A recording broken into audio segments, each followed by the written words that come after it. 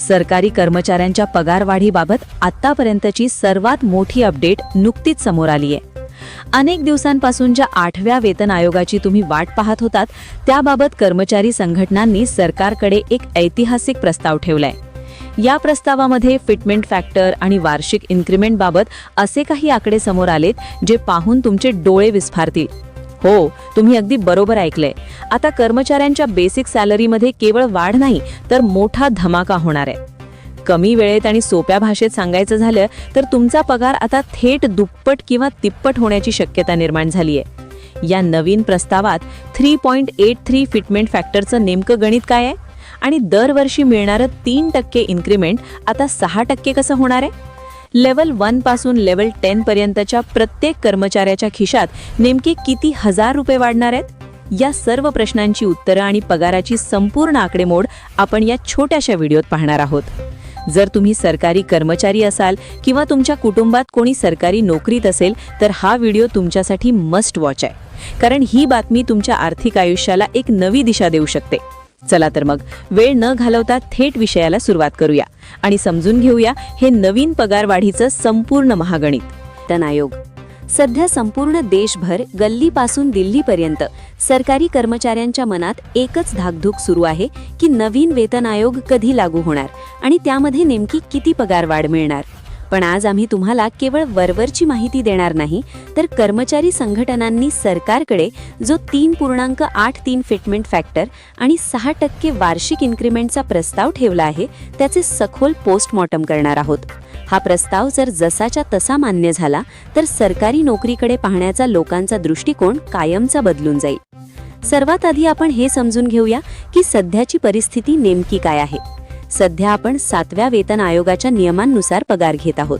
2016 मध्ये जेव्हा 7वा वेतन आयोग लागू झाला तेव्हा किमान वेतन 7,000 रुपयांवरून 18,000 रुपये करण्यात आले होते. त्यावेळी फिटमेंट फॅक्टर 2.57 वापरला गेला होता. मात्र गेल्या 10 वर्षात भारताची अर्थव्यवस्था आणि महागाईचा निर्देशांक ज्या वेगाने वाढला आहे त्या तुलनेत ही वाढ आता अत्यंत तोकडी पडू लागली आहे.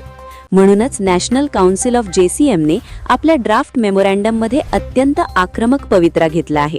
त्यांनी सरकारला स्पष्ट शब्दात सांगितले आहे की आता 2.57 किंवा 300चा फिटमेंट फॅक्टर चालणार नाही, तर तो थेट 3.83 इतका असायला हवा. 3.83 हा आकडा निवडण्यामागे वैज्ञानिक कारण असे आहे की जीवनावश्यक वस्तूंच्या किमती, घरांचे वाढलेले दर आणि आरोग्य सेवेचा खर्च यांचा मेळ घालण्यासाठी इतकी मोठी वाढ आवश्यक आहे. आता यातील सर्वात क्रांतिकारी मागणीकडे वळूया, ती म्हणजे वार्षिक इन्क्रिमेंट. मित्रांनो, गेल्या कित्येक दशकांपासून सरकारी कर्मचाऱ्यांना दरवर्षी त्यांच्या मूळ पगारावर 3% वाढ मिळते. ही 3% वाढ ही एक साचेबद्ध पद्धत झाली आहे, पण कर्मचारी संघटनांची मागणी आहे की ही वाढ आता 3% वाढवून थेट 6% करण्यात यावी. जर सरकारने ही मागणी मान्य केली तर भारतीय वेतन संरचनेत हा एक ऐतिहासिक बदल ठरेल. 6% इन्क्रिमेंट म्हणजे तुमच्या पगाराची वाढ ही चक्रवाढ पद्धतीने इतक्या वेगाने होईल की कर्मचाऱ्याला आपल्या भविष्यातील आर्थिक गरजांसाठी इतर कोणत्याही गुंतवणुकीवर अवलंबून राहावं लागणार नाही.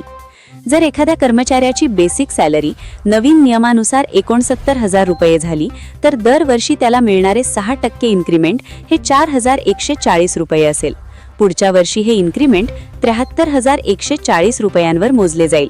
अशा प्रकारे 10 वर्षात या कर्मचाऱ्याचा मूळ पगार 1,20,000 रुपयांच्या पार गेलेला असेल. हे गणित समजून घेणे महत्त्वाचे आहे, कारण यामुळे कर्मचाऱ्याची क्रयशक्ती टिकून राहण्यास मदत होणार आहे. ही मागणी केवळ आकड्यांची खेळ नसून तो सरकारी कर्मचाऱ्यांचा हक्काचा लढा आहे. कर्मचारी संघटनांच्या मते कॉर्पोरेट क्षेत्रात ज्या पद्धतीने दरवर्षी मोठी पगारवाढ मिळते त्याच धर्तीवर सरकारी कर्मचाऱ्यांनाही त्यांच्या कष्टाचा मोबदला मिळावा. 7व्या वेतन आयोगामध्ये जी तफावत राहिली होती ती 8व्या वेतन आयोगामध्ये भरून काढण्यासाठी 3.83 फिटमेंट फॅक्टर हा अनिवार्य असल्याचे तज्ज्ञांचे मत आहे. जर किमान वेतन 18,000 वरून 69,000 रुपये झाले तर त्याचा फायदा केवळ चतुर्थ श्रेणी कर्मचाऱ्यांनाच नाही, तर संपूर्ण वेतन श्रेणीतील सर्वच स्तरावरील कर्मचाऱ्यांना होणार आहे. यामुळे भारतीय अर्थव्यवस्थेतही मोठी उलाढाल होईल, कारण जेव्हा कर्मचाऱ्यांच्या हातात पैसा येतो तेव्हा बाजारातील मागणी वाढते आणि देशाचा GDP वृद्धीस मदत होते. या सर्व मागण्या आता सरकारच्या कोर्टात आहेत आणि आगामी अर्थसंकल्पात किंवा विशेष घोषणेमध्ये यावर शिक्कामोर्तब होण्याची शक्यता आहे. ज्याकडे सामान्यतः दुर्लक्ष केले जाते पण त्या तुमच्या खिशावर मोठा परिणाम करतात. आपण पहिल्या भागात पाहिले की किमान वेतन कसे वाढेल, पण आता मध्यम आणि उच्च श्रेणीतील अधिकाऱ्यांच्या पगाराचे महागणित पाहूया. लेव्हल 4 मधील कर्मचारी जसे की LDC, क्लार्क किंवा टॅक्स असिस्टंट, ज्यांचा सध्याचा मूळ पगार 25,500 रुपये आहे, त्यांच्यासाठी हा 8वा वेतन आयोग एक सुवर्णकाळ ठरणार आहे.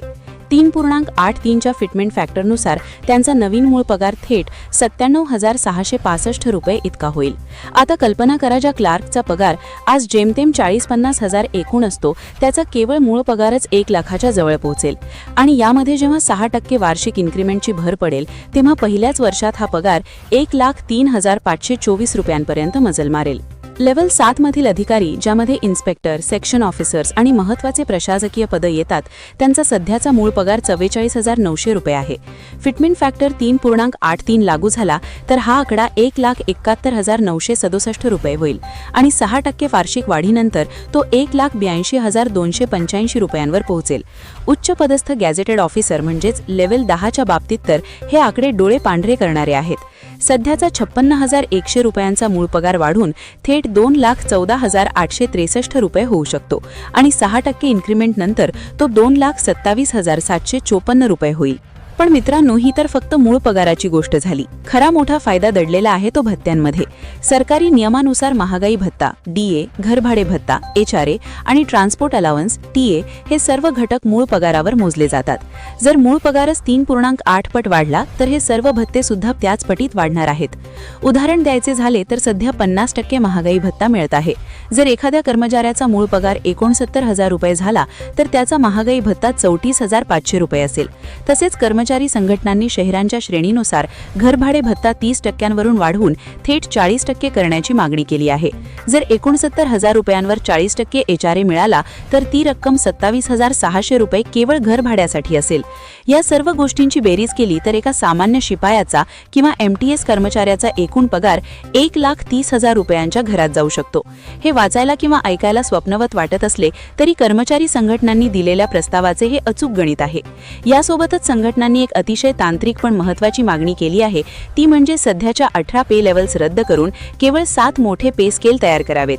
यामुळे सॅलरी स्ट्रक्चर इतके सोपे होईल की कर्मचाऱ्याला आपले पुढील 10 वर्षांचे आर्थिक नियोजन करणे सहज शक्य होईल. पेन्शनधारकांसाठी सुद्धा हा आयोग जीवदान ठरणार आहे, कारण फिटमेंट फॅक्टरचा लाभ हा केवळ कार्यरत कर्मचाऱ्यांनाच नाही तर निवृत्त कर्मचाऱ्यांनाही मिळणार आहे. यामुळे त्यांच्या पेन्शनमध्ये मोठी वाढ होऊन त्यांना उतारवयात कोणावरही अवलंबून राहावं लागणार नाही.